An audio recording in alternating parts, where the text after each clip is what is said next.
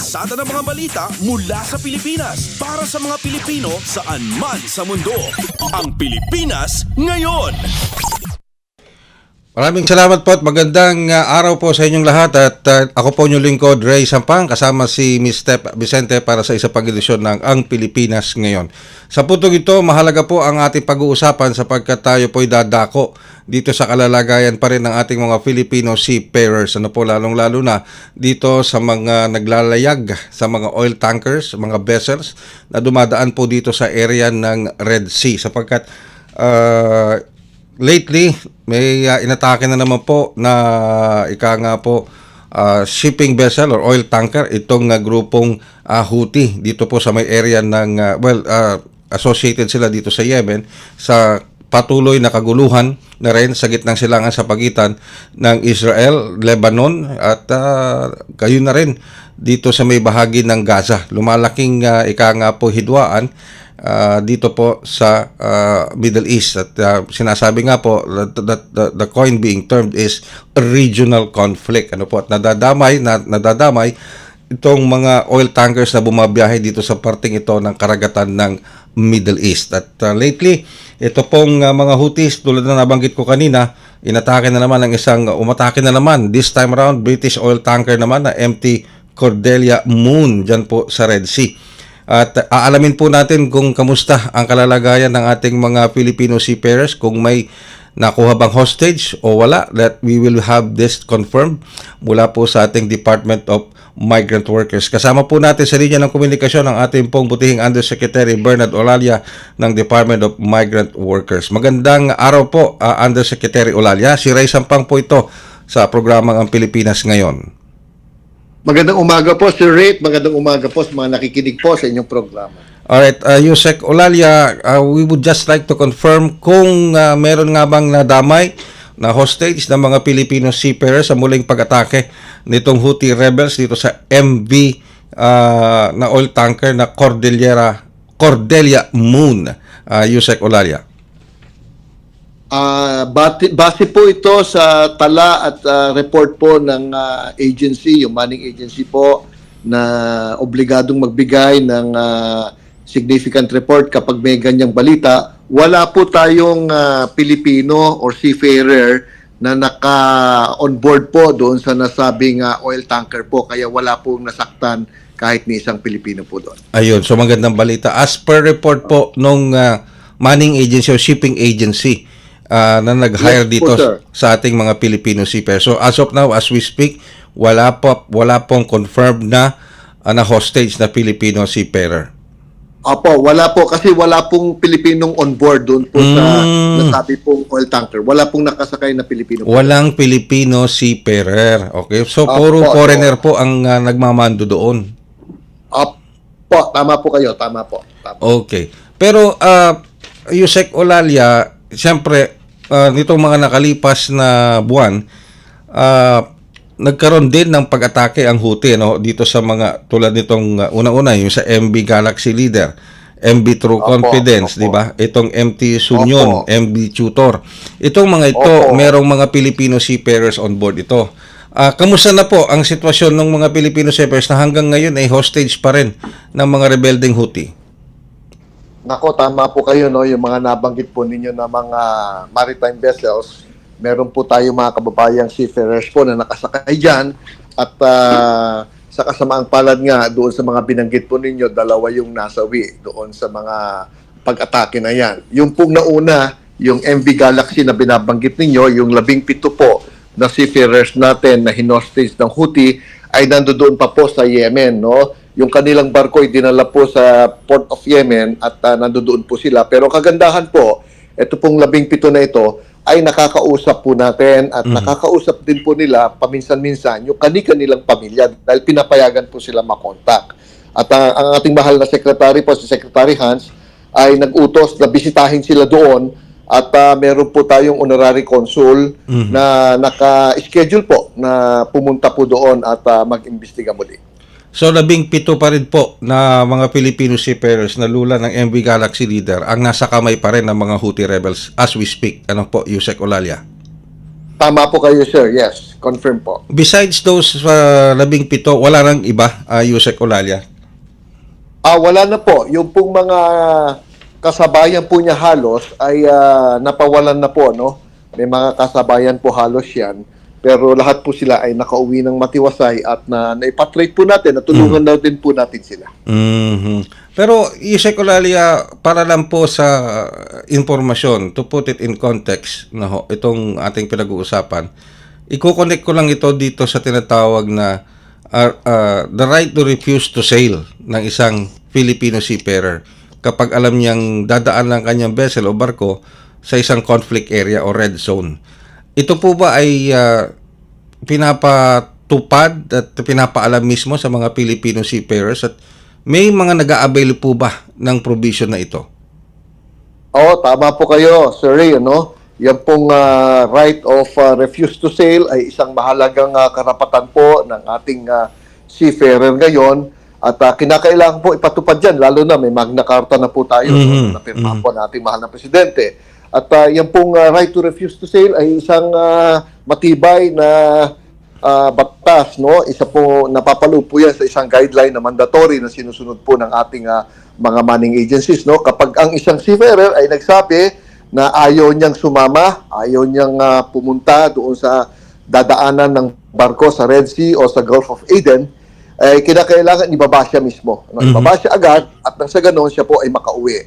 At bibigyan po siya ng karagdagang sweldo doon sa pagbaba po niya. No? At yung pong papayag, yun lang po ang hahayaan natin na pumalaot at sumabay po doon sa paglayag ng barko, no? Pag hindi po ito sinunod ng isang manning agency, sila po ay masasanksyon. Meron po tayong regulasyon na sila ay haharap sa isang disciplinary sanction at sila po ay mapapatawan ng kaukulang penalty, ano po.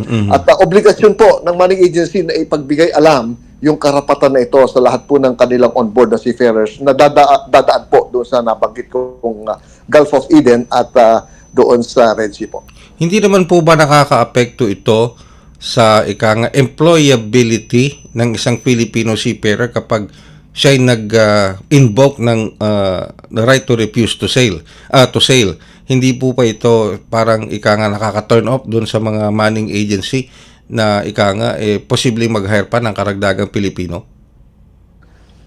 Tama po kayo. We cannot discount the possibility na apektado nga po yung hiring process at yung managerial prerogative ng isang employer kapag po ang Pilipino ay merong ganitong karapatan kumpara po sa ibang nationality na wala. Ano po? Kaya lang, ang katotohanan nito, ang realidad, kinakailangan po kasing i-prioritize po natin yung security at yung safety po ng ating seafarer. Ano? Alam po natin na preferred worker ang ating mga seafarer, no? At katuwang po natin dito yung mga international bodies kung tawagin, lalong-lalo na yung ILO, na siya pong nagpapairal ng mga ganitong kapakanan para sa kapakanan po ng ating mga seafarer. Yun po. Okay. Ang importante dyan is yung safety ng ating mga Filipino seafarers. Yun ang bottom line doon, Yusek Olalia. Naku, tama kayo, Sir Ray, hindi po hindi po natin mababawasan yung karapatan ng isang mananayag, yung isang ganyan na seafarer, lalong-lalo na pag yung buhay po niya ang nakaalang, no? Yung pong utos ng ating mahal na presidente, isang alang-alang natin yung kapakanan, yung seguridad at yung safety po ng ating seafarer sa lahat ng panahon. Kanina po nabanggit niyo, Yusek Olalia, itong isang mahalagang batas na ipasa na, yung Magna Carta for Filipino Seafarers. Tapos na pag-usapan natin right to refuse to sail, pero marami pang mga provision sa ilalim ng Magna Carta na nagbibigay ng proteksyon dito sa ating mga Filipino seafarers. Opo, tama po kayo, no? Napakahalagang batas po nito, itong Magna Carta for Seafarers na pinirmahan kumakailan lang ng ating mahal na Pangulo po. Meron po tayong tinatawag na ILO standards, no? Yung pong MLC 2006 at yung STCW po natin, na siya po nating pinatutupad ay mga international standards ito. At yun po ay kinuha natin at sinabatas natin at institutionalize natin sa pamamagitan ng pagpasa ng Magna Carta ng seafarers po natin, no? Napakalaking bagay po ito para itaguyod ng mabuti yung mga karapatan po ng ating mga seafarers. Opo, isa na yata doon na Yusek Olalia yung ambulance chasing. Opo, yung ambulance chasing na isa pong napakainit na diskusyon po ang nangyari sa Kongreso. Sa mababa at pataas sa Kongreso tungkol po dyan, no? Kaya nga po nagkaroon pa ng BICAM hearings po para pag-ibayuhin at i-harmonize yung version ng lower house tsaka ng ating Senado dahil nga po sa ambulance chasing na yan. Ang maganda po dyan, lahat po ng departamentong involved, ang DMW, ang DOLE, ang CHED, ay mag-uusap, no? At magpapasa ng isang tinatawag na guidelines para po ipatupad ng maayos yung pong provision natin tungkol sa issue ng ambulance chasing. Ayun, ayan. Matagal na rin pong dinadaing ng ating mga Filipino seafarers. Maraming nabibiktima kasi niyan Yusek Olalia, diyan sa ambulance chasing na yan at ma-address na yan sa wakas ng Magna Carta for Filipino Seafarers. Pero Yusek Olalia, dadako naman ako dito sa mga hakbang ngayon ng Department of Migrant Workers para naman sa ating mga kababayan Pilipino na naninirahan nagtatrabaho sa Israel at sa Lebanon. Sa kasalukuyan po, ano po ba ang estado ngayon as we speak ng ating mga unahin na natin muna yung Lebanon dahil talagang bugbog ang Lebanon ngayon sa mga Israeli strikes. Ano po?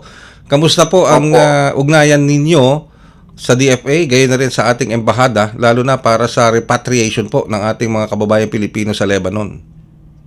Yan po ang isa sa pangunahing utos po ng ating mahal na presidente, yung seguridad, kapakanan at yung safety ng ating mga overseas Filipino workers na nagtatrabaho sa mga nasabing bansa, lalong-lalo na sa Israel at Lebanon. At dahil po dyan, nakikipag-ugnayan po tayo palagi sa ating katuwang, ang DFA, yung mga Philippine Embassy at Consulates po natin sa mga nasabing bansa, at sa MWOs po natin, yung Migrant Workers Offices natin, para siguraduhin po na lahat ng mga OFWs na gusto nang umuwi, ay maisaayos po natin ng evacuation at nang sa ganon, mai-repatriate po natin sila ng maayos, malayo po sa kaguluhan, matulungan po sila at mabigyan po ng hanap buhay pagbalik po nila ng Pilipinas. Ang alam ko po, Yusek Olalia, may mga shelters tayong pinoprovide para sa ating mga kababayang Pilipino sa Lebanon na nais magpa-repatriate. Bago sila ma-repatriate, parang magpupunta muna sa shelter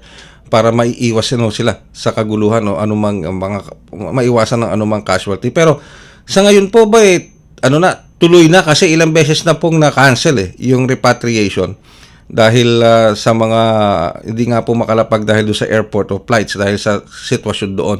Pero can we safely say na itong planong repatriation na udlot matutuloy na sa wakas this week? Tama kayo, Sir Ray, naudlot ng husto dahil kung matatandaan po ninyo, yung repatriation natin, lalo na babanggitin ko ang Lebanon, kasi mayroon din tayong repatriation sa Israel.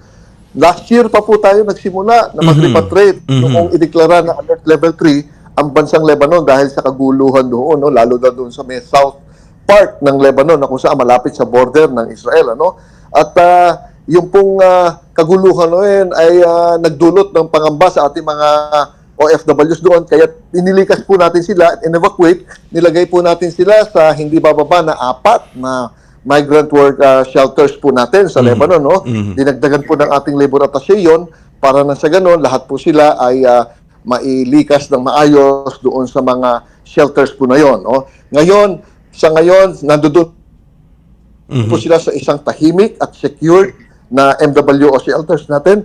At kung hindi po sana naudlot yung huling biyahe nila noong September 25, nakalipat sana yung mahigit 15 natin na migrant workers po doon. Kaya lang po, na-cancel dahil yung mga flights ay hindi pumayag yung mga airline companies na lumapag doon. Meron po tayong schedule ng October 3 at October 5, Okay. Na-cancel din po, Etong susunod na linggo, meron din po tayong mga schedule ulit na commercial flights, Pero gayon pa man, yung mga commercial flights po kasi, wala pong kasiguraduhan yan. Kaya ang aming mahal na secretary nag-iisip pa ng ibang paraan. Marami po kaming options. Hindi lamang ako, I'm not authorized to speak on behalf of these routes, tsaka yung mga options na binabanggit ko. Pero rest assured po, napakarami po ng options namin. At may mga kausap na po kami kung paano po ililikas lahat po ng ating mga OFW sa Lebanon na nagnanais pong umuwi. Yeah. Parang meron pa yatang kung hindi possible sa air, meron din tayong land routes o o kaya meron pa ho yatang through water or through the sea na meron din pong iniisip Pero wag na nating yung kay Yusek yun dahil nga hindi pwedeng i-disclose ni Yusek. Pero yun yung mga options Kung hindi pwede sa land, pwede kung hindi pwede by air, through land or by sea. Ayan, gano'n Pero isa pa yatang pinopropose sa Yusek yung paggamit ng military aircraft tulad ng ginagawa ng ibang bansa ngayon. Hindi rin po ako otorisado pong magsalita tungkol dyan. Pero lahat po yan ay amin pong ino-consider po, sir. No? Hayaan po ninyo at yung aming pong mahal na secretary ang magpapahayag kapag po yan ay definite na, kapag lahat po ng options na available ngayon, yung commercial flights, pumalpak. Tulad po ng nabanggit nyo, isa po kasi aside from the commercial ay mag-charter nga tayo ng isang aeroplano. Lahat po yun ay nakakasana, kaya lang nga po wala po akong authority para po paliwanag po doon. Yes, we understand, Yusek. We understand. So, this week, meron tayo ulit nakaschedule na isa. Hindi ba pwedeng ibigay a specific date doon, Yusek Olalia? Meron po. Tama po kayo, meron po tayong naka-schedule ngayon. Maya-maya po ay magkakaroon ng press conference, ang aming media press conference ng aming secretary. Siya na po mag-announce. So, ayoko pong pangunahan yung aming secretary. Mamaya pong 12:30, meron po siyang press conference. Pero definitely this week, we will try again to airlift them, di ba? From Lebanon. Tuloy-tuloy po yung ating pagkukuha ng mga schedule. Tama po kayo, Kasi bawat araw ay napaka-importante, lalo na sa mga panahon ngayon na kasalukuyan po ang kaguluhan doon. Sa panig naman po ng Israel, Yusek Olalia, kamusta po ang tulong na binabahagi naman ng DMW doon? Ang Israel po, kung ikukumpara natin sa Lebanon, ay medyo hindi po ganun kadelikado dahil yung mga kababayan po natin ay nakatira sa mga residential houses dahil karamihan po doon ay mga caregivers. At bawat bahay po sa Israel ay meron tinatawag po na bomb shelter. Kapag po tumunog na yung sirena, may parating na missile, sila po ay pumaparoon sa kanilang mga bomb shelter at ligtas po sila. Wala po tayong dapat alalahanin sa kanila. Pero ganyan pa man, yung mga gusto pong umuwi, yung mga natatakot, ay siyempre, tayo po yung nag-i-schedule at meron nga pong naka-schedule. May naka-schedule na repatriation po ang Israel. Patuloy po yan, hindi po tayo humihinto. Ayun. And of course, Yusek Olalia, pag napauwi natin ito na successfully, napauwi natin, na-repatriate natin itong mga kababayan natin from Lebanon at maging kung meron mang gusto sa Israel na magpa-repatriate din. Siyempre, ang utos din ng Pangulong Marcos Jr. is to provide all assistance possible sa lahat ng government agencies para matulungan itong ating mga kababayan makauwi at makapag-start ulit ng buhay nila dito sa Pilipinas. Tama po, sir. Tama po. Yun po ang matibay na utos ng ating mahal na presidente. Tutulong po tayo. Lahat po ng ahensya, pangunahin na po ang DMW at ang katuwang namin ng OWA dyan, magbibigay po ng pinansyal na assistance sa ating mga iuwi po. Tapos meron pa po kaming tinatawag na reintegration programs na pwede po namin ibahagi din sa mga OFWs natin. At yung pong ibang departamento ay kasama po natin sa tinatawag nating whole of government assistance approach na kung saan sila din po ay may babahagi. Kasama na po doon, Yusek Olalia, pati yung mga undocumented Filipinos. Dahil alam ko, meron pa rin tayong mga undocumented Filipinos sa Lebanon Tama po yun. Marami po talaga na undocumented na HSWs doon, lalong-lalo na yung domestic kasi nga po hindi tayo nagpapadala doon. Kasama po sila, natutulungan natin, i-repatriate po natin at entitled din po sila sa mga tulong po na ibibigay ng ating pamahalaan. Sa naging panayam ko po kay Ambassador Balatbat ng Lebanon, sa mahigit na 500 na napauwi na simula pa noon na nagsimula sila magpa-repatriate, karamihan daw po doon, Yusek, is mga undocumented.